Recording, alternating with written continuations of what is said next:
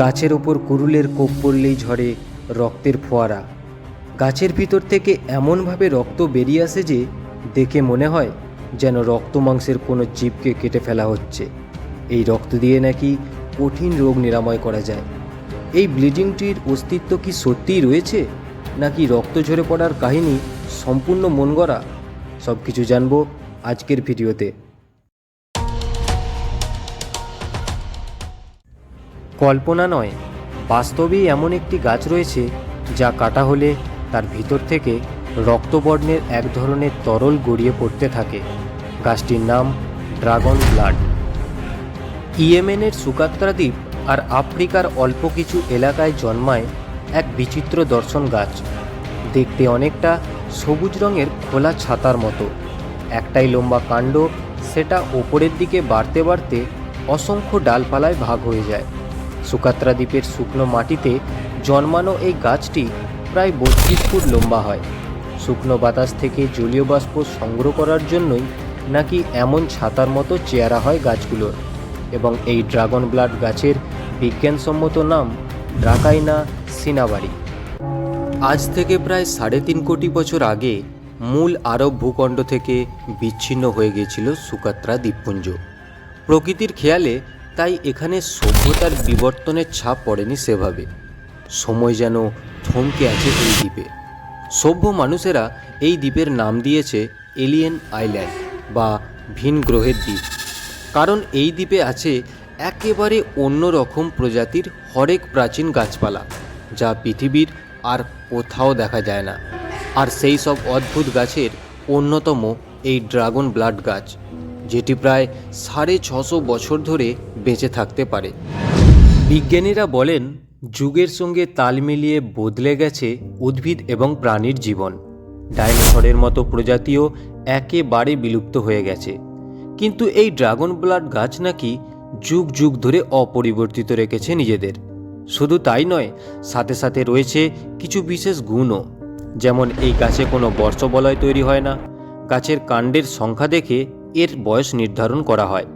এবং গাছটি বছরে মাত্র একবারই মার্চ মাস নাগাদ ফুল দেয়। ফলও দেয়, তবে কাঁচায় সবুজ আর পাকলে কালো রঙের এই ফলগুলো বেশ মজা করেই খায় দ্বীপের পশু পাখিরা। তবে এই গাছের ড্রাগন ব্লাড নামকরণ আজও মানুষের কাছে চর্চার বিষয় হয়ে আছে। আর এর উত্তর খুঁজতে গেলে আগে জানতে হবে এই গাছের সঙ্গে জড়িয়ে থাকা এক ভয়ঙ্কর 100 মাথা ড্রাগনের অস্তিত্বের প্রাচীন পুরাণ কথাটি। এই পুরাণ কথাটি শুরু হয় পৌরাণিক রোমান বীর হারকিউলিসকে নিয়ে, যিনি মানুষ হয়েও আশ্চর্য সব কাজকর্মের দৌলতে স্বর্গের অমর দেবদেবতাদের মধ্যে নিজের জায়গা করে নিয়েছিলেন। ছোটবেলা থেকেই অপরিমিত ক্ষমতার পাশাপাশি অসম্ভব রাগী আর বদমেজাজি ছিলেন এই মহান বীর হারকিউলিস। হেসপেরিডেসের এক অজানা বাগান ছিল, যেটি কোথায় কেউই জানত না। সেই বাগানে ছিল সোনার আপেল। হারকিউলিসকে তার দাদা আদেশ করলেন সেই অজানা বাগান থেকে 3টি সোনার আপেল নিয়ে আসতে।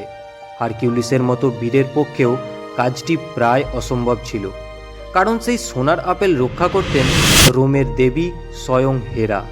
হেরা তার এক পোষ্য ড্রাগনকে সেই আপেল পাহারা দেবার জন্য রেখেছিল। সেই ড্রাগনের ছিল 100টা মাথা আর খুবই ভয়ঙ্কর নৃশংস দেহ। সেই শতমুণ্ড ড্রাগনকে না মেরে আপেল ফিরিয়ে আনা একদমই অসম্ভব ছিল।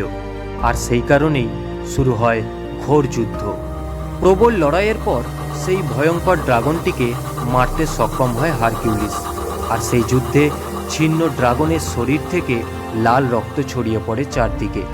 পরবর্তীতে সেই রক্ত থেকেই নাকি এই অদ্ভুত গাছের জন্ম, এবং সেই কারণেই গাছটি আজও ড্রাগন ব্লাড ট্রি নামে সবার কাছে পরিচিত। তবে এটা কেবলই লোকমুখে শোনা এক পৌরাণিক কাহিনী মাত্র। এই কাহিনীর ওপর ভিত্তি করে কোনো সত্যতা যাচাই হয় না। বোটানিস্টরা বলেছেন, রক্তের মতো দেখতে এই ঘন লাল আঠালো তরল আসলে রেজিন, যেটা এক ধরনের উপক্ষার। এবং এই রেজিনের ওষুধি গুণ প্রবল। প্রাচীনকাল থেকেই গ্রিস, রোম, আরবের ডাক্তারেরা জ্বর, আলসার ও পেটের নানান রোগের ওষুধ হিসেবে ব্যবহার করত এই ড্রাগন ব্লাড গাছের লাল রেজিনকে। শুধু তাই নয়, সাথে সাথে দাঁত মাজার পেস্ট, লিপস্টিকের মতো প্রসাধনী তৈরিতেও ব্যবহৃত হয় এই ড্রাগন ব্লাড গাছের রেজিন। তবে দুর্ভাগ্যবশত এই বিরল প্রজাতির ড্রাগন ব্লাড গাছের পরিমাণ দিনের পর দিন কমেই চলেছে। এই গাছ থেকে নির্গত লাল রেজিন বিভিন্ন কাজে ব্যবহার করেন স্থানীয়রা, আর এই লাল রেজিনের কারণেই প্রচুর পরিমাণে গাছ কাটা হচ্ছে বলে জানা যায়। তো বন্ধুরা, এই ছিল ড্রাগন ব্লাড গাছের কিছু অদ্ভুত কাহিনী, যা সত্যি সবাইকে প্রভাবিত করে। আর এই চ্যানেলের দর্শক বন্ধুরা যদি এই গাছ দেখে থাকেন তো কমেন্ট করে অবশ্যই জানান। আজকের ভিডিও এতটুকুই। ভিডিও ভালো লাগলে লাইক, শেয়ার এবং সাবস্ক্রাইব করুন। আবার দেখা হবে পরবর্তী রহস্যময় সফরের সাথে। ধন্যবাদ।